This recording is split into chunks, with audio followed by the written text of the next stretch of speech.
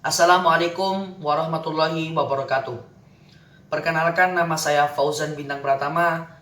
Saya kelas 9 Sekolah Alam Insan Mulia. Hari ini saya akan menceritakan salah satu tokoh Indonesia, ulama, yang dimana ulama ini menyebarkan agama Islam di Indonesia, terutama dalam bidang pendidikan, yaitu adalah Kiai Haji Ahmad Dahlan. Kiai Haji Ahmad Dahlan sendiri mempunyai nama asli yaitu Muhammad Darwis. Beliau lahir di Yogyakarta tanggal 1 Agustus 1868. Beliau adalah anak keempat dari Kiai Haji Abu Bakar dari 7 bersaudara. Pada masa beliau dulu, orang-orang Islam di Indonesia itu masih mengikuti ajaran leluhurnya, yang dimana mereka itu beribadah kepada Allah, tetapi dia juga memberikan sesajen, memberikan persembahan kepada patung-patung, pohon, dan candi, dan lain sebagainya. Singkatnya, pada usia 15 tahun, Kiai Haji Ahmad Dahlan ini mempunyai keinginan, yaitu untuk berhaji dan belajar di Mekah. Awalnya, keinginan Ahmad Dahlan ini ditolak oleh pamannya sendiri, karena takutnya Kiai Haji Ahmad Dahlan itu seperti ulama-ulama sebelumnya di masa itu, yang dimana ulama itu belajar di Mekah, tapi saat kembali mereka itu terlena dengan jabatan yang diberikan. Akhirnya setelah didiskusikan, akhirnya setujulah Ahmad Dahlan ini akan belajar dan berhaji ke sana. Pada tahun 1883 akhirnya Kiai Haji Ahmad Dahlan itu berangkat ke Mekah untuk berhaji dan belajar di sana. 5 tahun kemudian, Kiai Haji Ahmad Dahlan ini kembali ke Indonesia. Keluarganya sangat senang karena kembalinya Ahmad Dahlan ke Indonesia. Disitulah Kiai Haji Ahmad Dahlan itu memperkenalkan nama baru yang ia dapatkan dari Mekah, yaitu adalah Ahmad Dahlan. Akhirnya keluarga pun setuju untuk Muhammad Darwis ini dipanggil Ahmad Dahlan. Nah, di sini uniknya yaitu ibunya ini mengajak Ahmad Dahlan untuk menikah dengan seorang wanita yang dimana wanita ini dicintai oleh Ahmad Dahlan dulu, yaitu adalah Siti Walidah, atau yang kita kenal sekarang ini yaitu Nyai Ahmad Dahlan. Pada saat Siti Walidah ini berumur 19, beliau menikah dengan Ahmad Dahlan.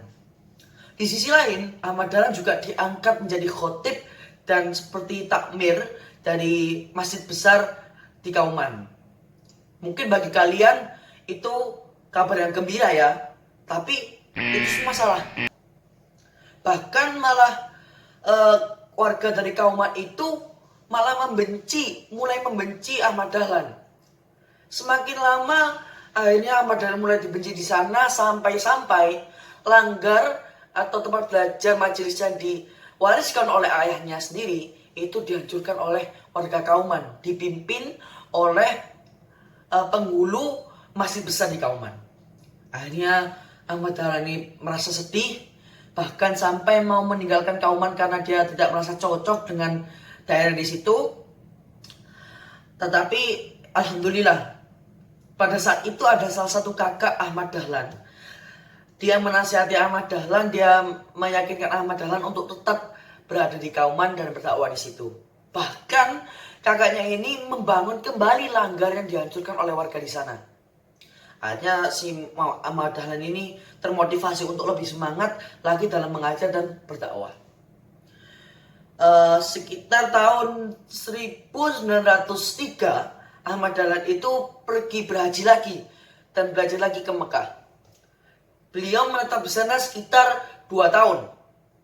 Setelah 2 tahun itu beliau kembali dan melanjutkan mengajarnya di Indonesia.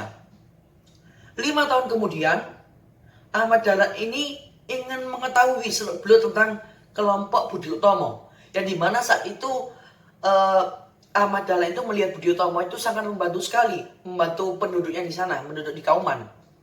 Itu akhirnya Ahmad Dahlan itu mulai mencari informasi dan akhirnya ketemu, dan akhirnya Ahmad Dahlan ke tempat Budi Utomo dan akhirnya bergabung dengan mereka.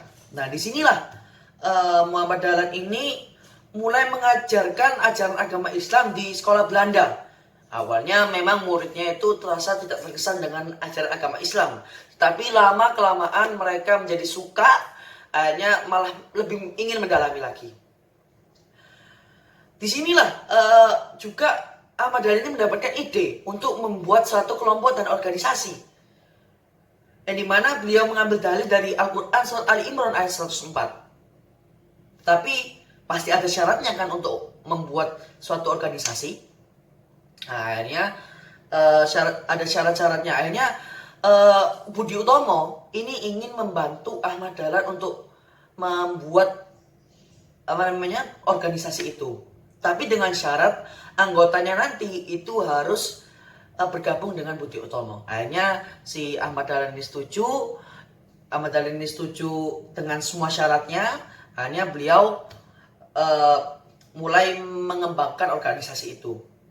Tetapi tidak segampang itu untuk menjalankan organisasi. Bahkan awalnya warga Kauman ini itu bahkan tidak mau menerima organisasi Muhammadiyah di daerahnya. Karena yang memimpin Ahmad Dahlan dan juga ada kesalahpahaman begitu. Kesalahpahaman antara warga Kauman dengan Muhammadiyah ini. Tapi lama-kelamaan akhirnya ada seseorang yang menyelesaikan perkaranya itu.